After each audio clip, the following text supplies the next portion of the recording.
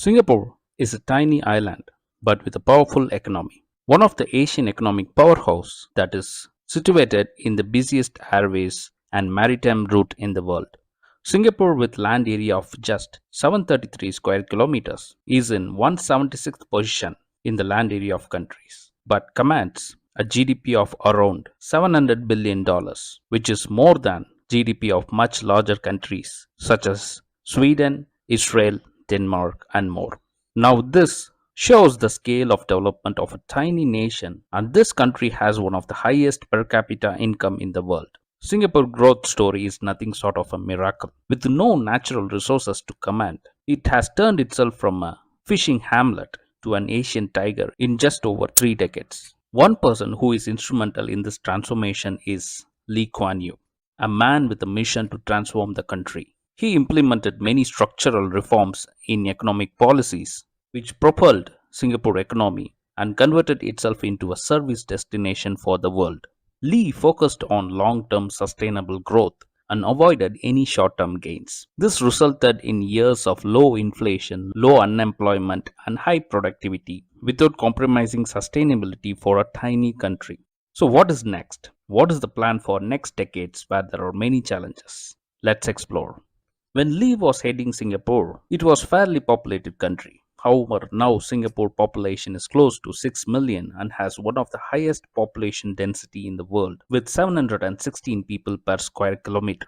This is coupled with depletion of resources, land areas, water conflict with neighboring Malaysia, pollution from neighboring countries, and more. Singapore has formulated a 2030 plan to make it sustainable for future generation. The plan involves blending of technology, green cover, land reclamation, facilities expansion, education, and more. Meticulous planning allows land scarce Singapore to optimize its resources and meet the needs of current and future generation. The authorities take a long-term approach to formulate Singapore land use and aim to strike a balance between social, economic, and environment consideration of urban development in the plan. In 2030 plan, there is a great emphasis on green cover, which is very important to mitigate pollution that is emanating from countries such as Indonesian islands due to forest fire or other man-made activities. Singapore, though having a very limited land area, has dedicated major portion of the land for green cover to meet the carbon neutral targets. In the meantime, not compromising on developments. Number 2. Plan to expand Singapore cargo handling capacity in both seas and air.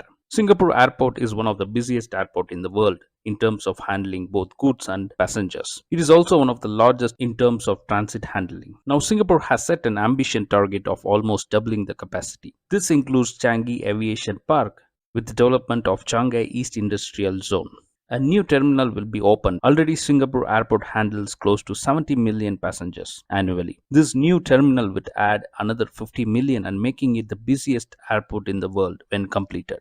After expansion to handle air traffic, the next focus for Singapore to expand the maritime traffic handling to establish Singapore as the best and the largest maritime port in the world. Remember, Singapore is in the ideal location in the busiest route. The project, Tuas Mega Port. Singapore is currently building a mega port in Tuas, which is said to be the world's largest fully automated terminal when completed in 2040. The new port will be able to handle up to 65 million 20-foot equivalent unit of cargo a year, more than double of current capacity of Singapore. This is one biggest long-term sustainable project which will position Singapore for next 100 years. Next to the land, the Singapore land expansion. Singapore is one among the handful of countries in the world which has successfully completed land reclamation project in surrounding areas. Singapore has increased its land mass by a whopping 22% since independence and further plan to expand it by 7 to 8% as part of 2030 plan. It has created 2 waterfront districts on planned reclamation area. If this project is successful, then Singapore will jump 3 positions in rank of the largest country to 173 by beating Bahrain, Dominica, and Tonga.